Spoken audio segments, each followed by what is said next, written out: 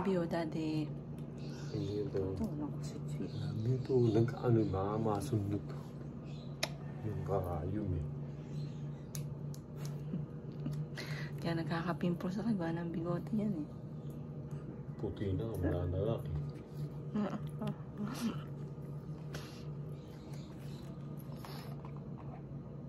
Daddy, malapit na tayong mag-anniversary.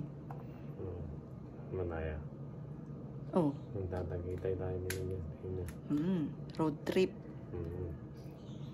Ako, namimiss ko na yung Pukopay talaga. Tagal-tagal nung hindi na. Hindi, titraining ko muna yung mga tao.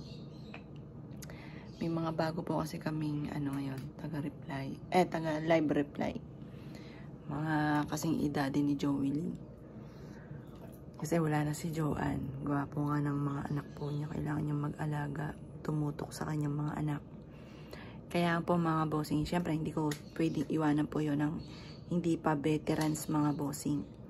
Kaya, kumbaga hindi talaga muna tayo nakakasama sa gala nila. Pero sabi ko sa mag-ama, gumala kayo kasi kawawa yung bata. Yun.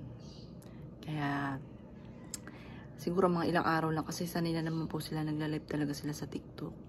Mga ilang araw lang marunong na po sila.